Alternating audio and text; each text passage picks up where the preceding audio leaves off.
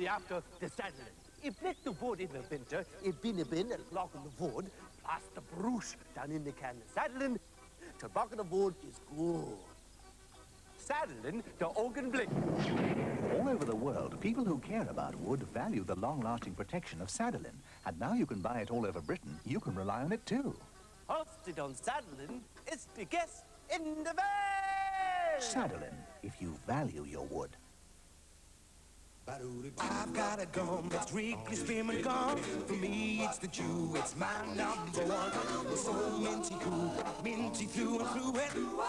It tastes so great, you'll just love to chew it. Wrigley Spearmint gum. Cool, fresh taste, share it with someone. It's so minty cool, minty through and through it. Tastes so great, you'll just love to chew it. Tastes so great, you'll just love to chew it. Bye. Everyone's eating Kellogg's brand flakes here, too. Indeed. Some say they bring good luck. Do they bring good luck? No. Kellogg's brand flakes. Let's just say they're very, very tasty. Which automatic liquid gives you more free time? Aerial liquid. A free digital watch in every special 3-litre pack. I hate this army, it's made my feet go flat. I must be balmy to wear this silly hat. Only a load of wallies would want to fight Napoleon. A boom da, a boom da, a boom da, a boom da, a boom. A beat, a birdie, a boom. I want a worthy gun, a boom. We're all deserting, a boom. We want a worthy gun. We're up to the pop, a worthy gun. A pint of worthy gun, a boom da, a boom da, a boom da, a boom da, a boom da. Worthington Best Bitter. Go for it.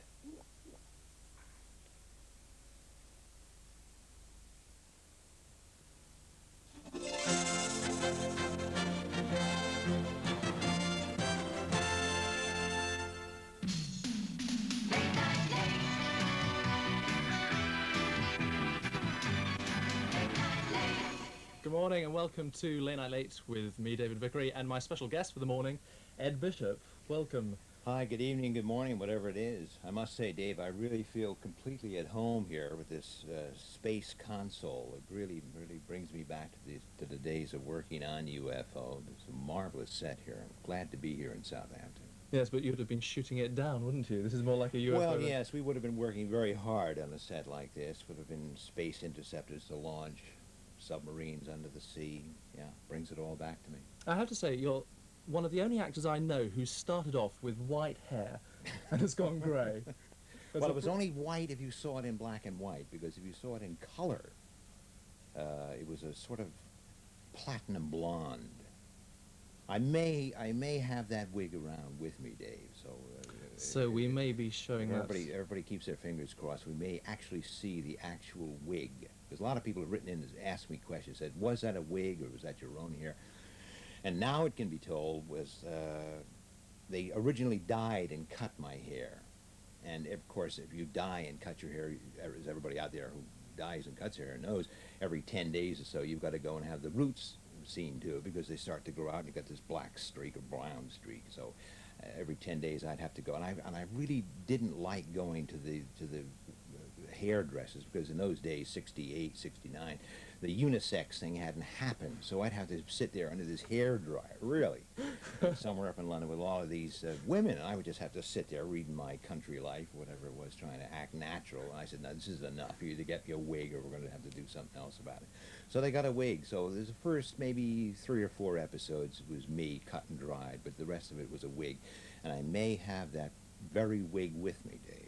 Well, that means you have to watch UFO, because we may be pulling the wig out of the bag later on. I suppose you're glad, actually, you didn't have purple hair like everybody else, or like the women. Yes, the girls, their wigs, their hair was very striking, those purple wigs. I don't know what they must have looked gray in black and white, but the color scheme, again, the color, the presentation, the visual presentation was all down to Sylvia Anderson, who was at that time Jerry's wife.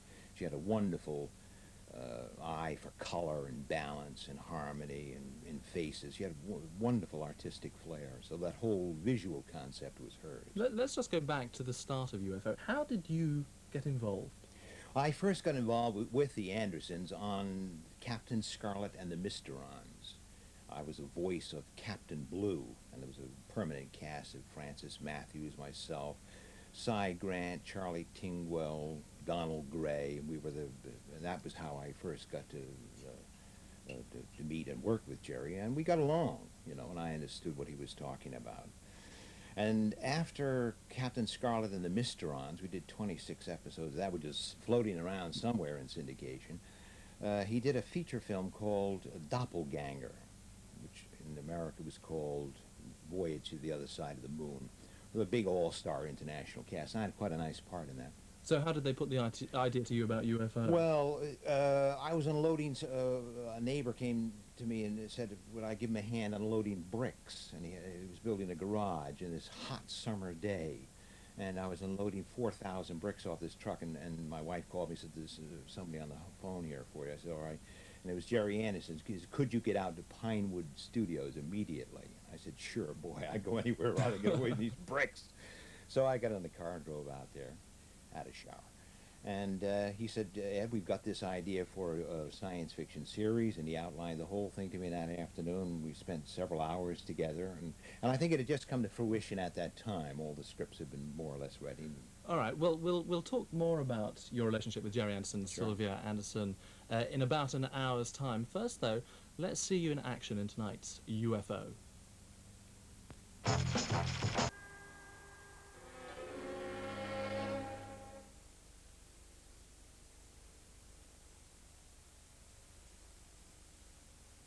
From the moment you're born, electricity is working for you in its own unique way, shaping your life and the world around you, powering the latest advances in technology and science, along with countless ways of making life easier and more enjoyable. Everything from big screen entertainment and making a home to small screen reassurance and the making of memories. All through your life, electricity, energy for life.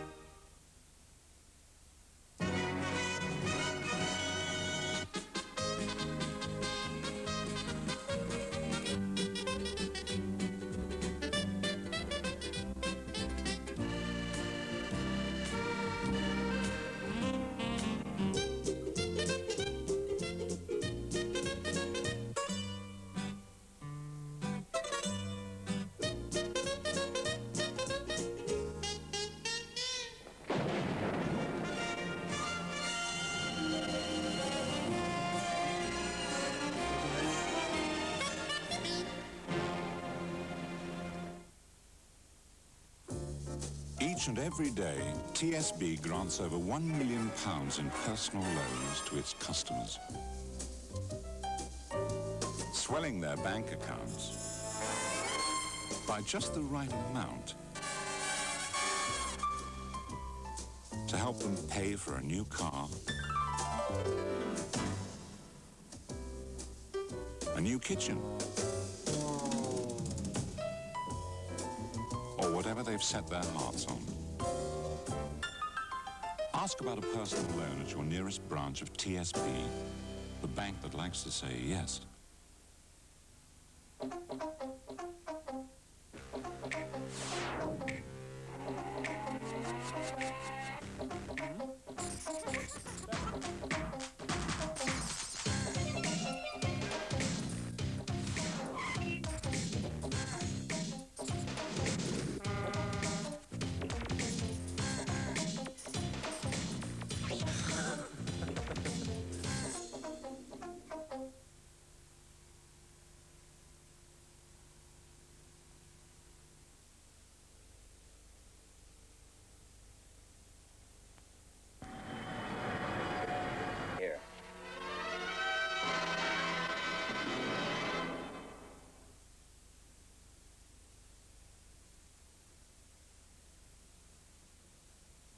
Now it's time for another of those witty Heineken commercials.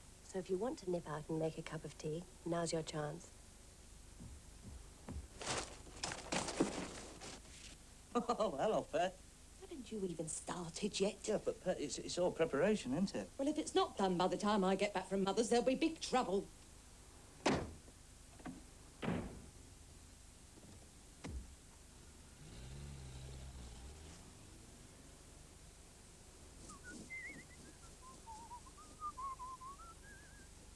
So you see, Heineken even refreshes the pets other beers cannot reach.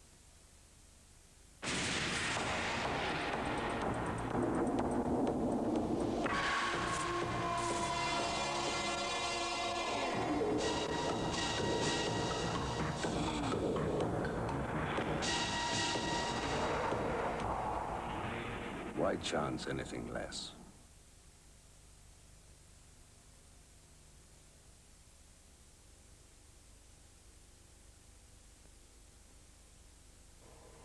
Well, the weather at the Cape is clear. The countdown looks... Well, well, well, how does it feel seeing it after all this time? Well, you know, Dave, I haven't seen a complete episode of UFO, and I can't remember how many years. But looking at that now, that is not bad. That really wasn't bad. I mean, there were some really very good actors involved there. I mean, Darren Nesbitt was wonderful, and the lovely Wanda Ventham, and I mean, Vladek Scheibel. I mean, it was absolutely terrific. And I think the story held together, and I think that was made over 20 years ago. And that, to me, seems as slick and as tight. I'm very impressed, I must say. Is that one of the episodes that was made at Pinewood, or...? No. That was the last episode, I think, that we shot at the MGM studios in Borehamwood. And we had a kind of a funny thing. Followers of the series will know that George Sewell was my second in command. But George only assigned his contract to do the first, I think it was 17 episodes, which we did at MGM. And so they had to replace George, because we were going to make 7 more episodes we were going to make at Pinewood. So they were looking around for who could be this number 2. And Gary Raymond, the dark-haired fella, they were thinking about having him come in. And I kind of opted, although Gary's a wonderful actor, I felt that we were so similar, you know, both being men, severe and stern, you know, that sort of thing, that I suggested that they get Wanda Ventham to come in as the number 2 second in command, which I mean, Woman's Lib hadn't taken place in those days. I just thought it would have made a nice contrast. A beautiful girl, a wonderful actress, and they did do that. And for the 7 or 8 that we made at Pinewood, those who follow the series will see Wanda in that number 2 slot. Would you say that the ones that were made at Pinewood were very different to the others? Oh, yeah, infinitely better, infinitely better. I mean, the ones we made at MGM, I found were slower. We were finding our way, you know, because the series had just started. We were new actors to it, new directors to it, and the writers and all that. But we gradually found our way. And then we had a break of 2 or 3 months, and during that time they hired a lot of directors who were used to working in this medium, and we got some writers in, and some of the episodes, Sub-Smash, Timelash, I think Psycho Bombs, all those, they moved a lot faster. They were tighter and they moved a lot faster. I think they were the 7 that we shot there were for my way of thinking, much better. Although this was a very good episode. This was not bad at all. Not bad at all. One of the things people say to us is that we are showing the series out of order. Was there any set order in the first? Well, there was a kind of loose order, but you see, so much happened, like George left, and we had to bring in new people, that a sort of continuity was virtually impossible. So you may see a character in one episode who was killed in a previous one or something like that. There wasn't all that much attention to detail as far as the continuity of the storyline went. And I think that was a shame that had to happen, but it just was one of the flaws in the series, you know, and it's not absolutely continuity 100%. Was there ever talk of a second series? Oh yeah, as a matter of fact, we got within, I would say, half an inch of CBS picking up their option. I was in America at the time, and I had some phone calls and letters from Jerry and Sylvia, and they kept on saying, hey, we're getting into advanced preparation here. When are you coming back to England? And ITC, and just, it's a very long, involved, complicated story having to do with the FCC in America, Federal Communications Commission, sort of like the IBA is here. CBS wanted to pick up the option. They got within a half an inch, and I think that if they had picked up that option in 1970, whatever it was, we would still be making them. I think it would have been what another, today? Well, maybe it'd be Son of Straker by now, but we certainly would have we certainly would have logged up at least as many episodes as Star Trek eventually did, because we had the writers knew what they were doing, the directors, we actors moved along a lot better. We were more confident in our parts. Yeah, I think it really would have been a success when we just got that close, and although it's a success to a certain extent today, it wasn't the big Sacco network sales in America, and that's what you got to get. Let's face it, to be a financial possibility. Were you disappointed that it never took off more than?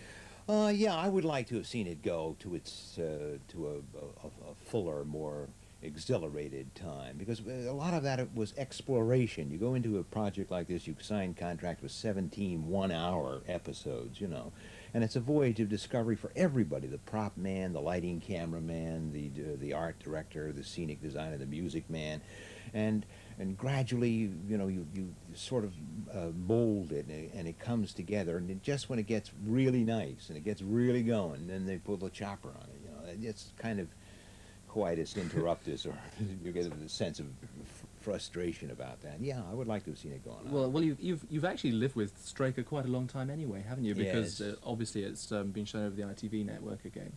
Do you feel that you've grown up with the character, or I suppose actually it's your past, stuck in the past and can't really move on? But are you seen as Straker still by producers? Not really, no. I find there's a big soft spot in my heart for the old guy. You know, he's kind of a hard ass, but he was one of these people, and you meet them, and he was kind of, when I was working on the character, an amalgam of a lot of people I had met, but they're so dedicated to duty. You know, today the word would be a workaholic or a dutyaholic or something. But you see them in mission control in America. They had a documentary going out here about these guys who manned the missiles in America, and the dedication of those guys. You know, I mean, they're really, in a way, they lose out on life, because to them it's black and white, and they lose out in the grays of life, which is where the really interesting stuff. But Straker was one of those kind of guys, and as an actor, to act that singleness of purpose. And in one episode, it was really magic, when I diverted, my son was ill or dying, and I had this spaceship bringing in medical supplies, and then there was a UFO incident, and I had to send the ship off with the urgent medical supplies off to handle the Sturm. And somebody asked me, did I do right? And I said, yes. You know, which is really, really kind of heavy. Right, well, we promised before the programme itself that we would show the wig. It's not looking its best, yes, I may say. We're a bit short on combs around here, but I think we'll... No, I brought a comb. Oh, you have a comb, good. Here. Right, we can have a look at this. Slowly bring it out. Oh, you're going to wear it, are you? No, oh, no, right, no, I wouldn't presume that, but there we are. There you are. Let me give it an old brush.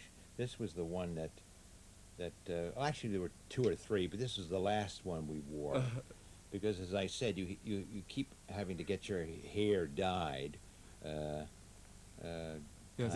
time after time. So they finally got me a wig, and this was not looking her best. I don't think either one of us have held up very well over the years. I don't think that's true. Anyway, we better quickly just answer some questions that back in the people have written. Do you still keep in touch with any other members of the cast? No, we don't keep in touch socially. If we meet professionally to work or at a convention, but it's not for any design, because we all got along extremely well. But it's just the way things work out. We don't keep in touch. So Paul Foster, you don't see, or you don't know what he's up to at the moment? Last I heard about Paul, he was in America, doing very well. He was doing some writing, and I see him from time to time on some kind of a program imported from America. I'll see Michael Billington, you know, he's there, Is Ed Straker like Ed Bishop in real life? Do you heroically save the world every day of your life? Of course I do, Janet. Every single day. You should be in bed. That's Janet Newbury. Good morning, Janet. Question for Ed. Why was only one series of UFO made? Well, I think we've actually answered that one, haven't we? Your first part with ITC, I suppose that was Captain Blue, wasn't it? That would be, yes, in the Captain Scarlet in the Mistron series. Now, here's an interesting question. Who was the Harlington in the Harlington Straker Film Studios? That is one of those facts like the lost city of Atlantis, of which there is no answer. Because nobody knows. I think Harlington was plucked out of the phone book by Tony Barwick, and I think that's all the story there is to it. There is no... Well, I think...